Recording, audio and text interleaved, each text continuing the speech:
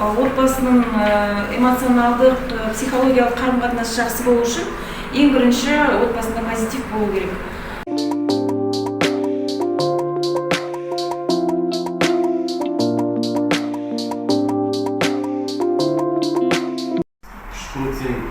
Белгіледік, оның арасындағы қатынасты үшке бөліп отырмыз. Бала мен мектеп, ата-ана мен мектеп байланысы және ата-ана мен бала деген.